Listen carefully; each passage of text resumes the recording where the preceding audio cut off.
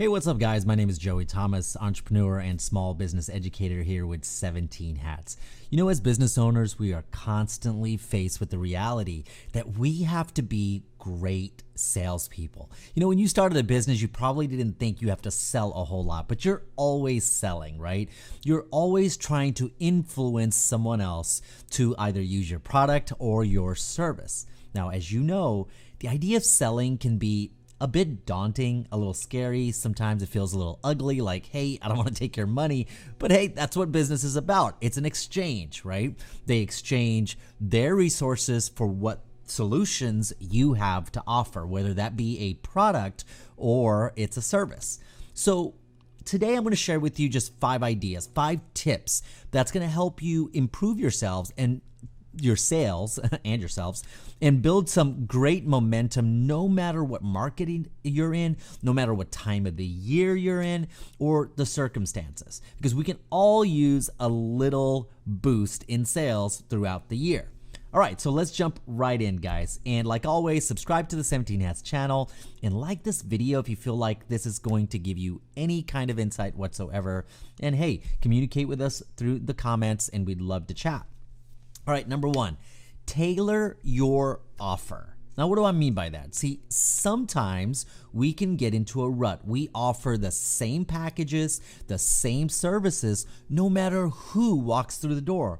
Now, that's simple. It's easy. I'm not saying that's wrong, and they may work for the most part, but if you find that your sales are getting a little stagnant, they're slowing down, or they're really just not growing, customizing or tailoring the offer may just be the key.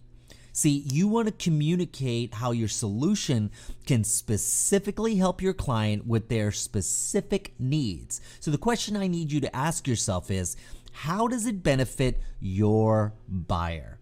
See, if they don't move forward, make a change, or utilize your services, I want you to try to convey the outcome they could expect if they just remain the same, right?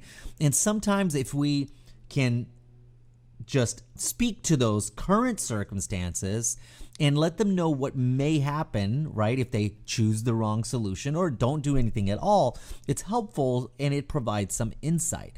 This is going to help you define how your solution perfectly fits their needs for the desired outcome. For example, let's say you're a makeup artist. Now, makeup, right? You see the commercials, makeup commercials, and they use celebrities and, famous figures all the time for these makeup commercials. But as a salesperson in something that's so relational, I don't want you to do that. I don't want you to talk about how popular the brand is or what celebrities are using it, but speak to their specific needs. If you had already asked plenty of questions and connected with them, you might know, hey, they might have sensitive skin. So speak to how your product and your service tailors or serves this person with sensitive skin. And that's how you can connect them, and that's how they know that it benefits the buyer. So next time, tailor your offering to that client so they could feel something personal with it, right? That it feeds their need. Okay, next. This is what I call relational selling. Now, relational selling is just an approach where you as a salesperson, you focus primarily on building trust and rapport, on building value as step 1. You don't want to talk about the product or service, but instead you want to really connect with them relationally, and because it's equally as important as the solution. Now, once you connect with them relationally and you can get them to really focus on the value you're bringing as a person, the trust and the rapport that you're building, then you can start offering helpful insight while asking thoughtful questions. That's part of this relational selling model that I love, because we are always trying to serve. And in trying to serve, we have to come off as authentic and conversational and not just trying to push the envelope and trying to make the sale quickly. Now, How do we do that? We really have to listen, guys. And you know, sales, I honestly believe about 90% of sales is listening, because if you can listen, you can offer solutions specific to their pain points and their issues. And the more we probe, the more detail we get, we can move forward at their pace.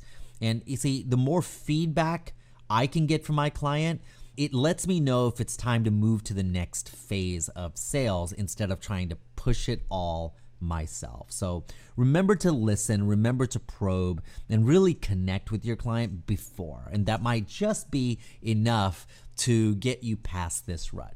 Number 3, add value. You will hear me say this in video after video because I cannot emphasize this enough.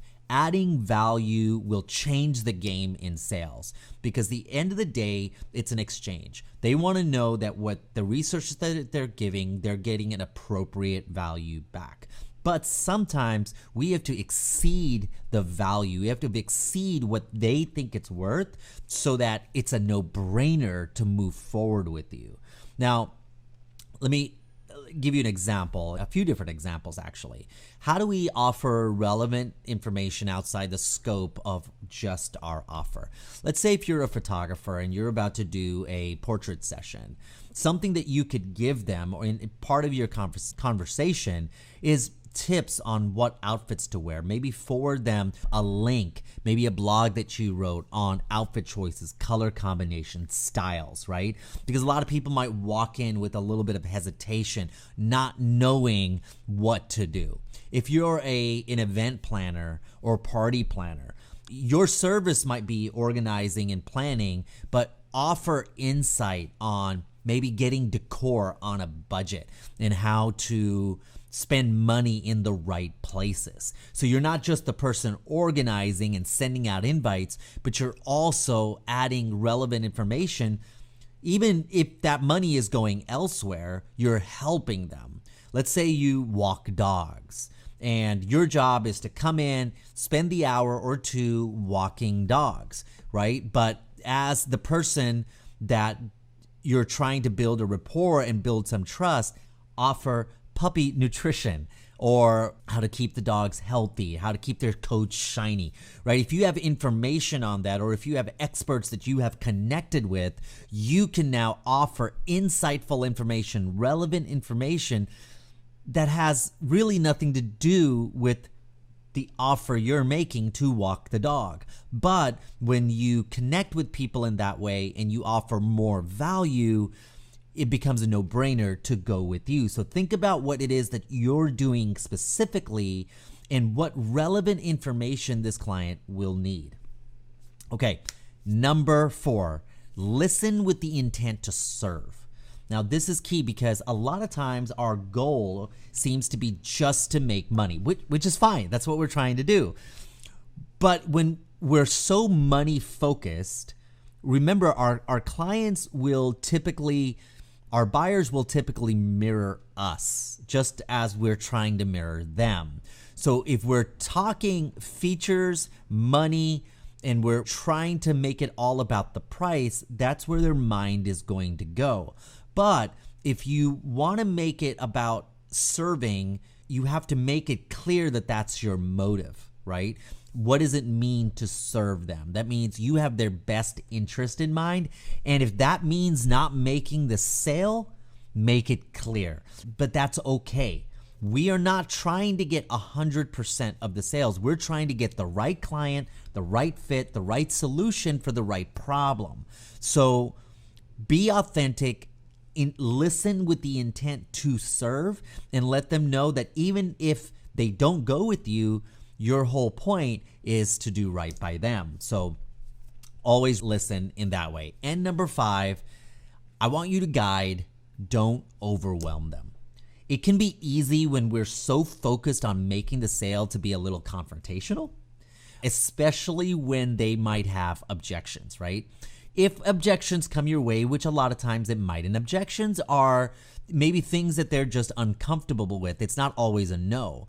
I want you to affirm their concerns and then offer genuine help. Don't be manipulative or forceful. The more authentic you are, the better it is. And also, authenticity comes from that desire to listen when they know that you're listening. How do they know you're listening? By your act of asking questions. The more questions you ask, the better you understand their pain points. And sales is all about the connection between your offer and as being the solution to their pain points. So in the end, guys, I hope these 5 tips have really helped you out. You want to make sure at the end that there is this, no matter what it is that you do, right? And at the end of the day, they want to know that your solution meets their pain point perfectly. And if you can do that, if you can listen, if you can have a relational way of approaching this instead of being manipulative or forceful, guide them to the right solution. The more you guide them, the better they feel that you are the fit. And you know what? People will exchange their resources. They will invest in you when they feel comfortable with you. And in the end, that is what sales is all about. So hopefully, guys, these 5 tips helped you. If you enjoyed this video, please hit like and subscribe to the 17 Hats channel. Till next time, I'll see you again soon.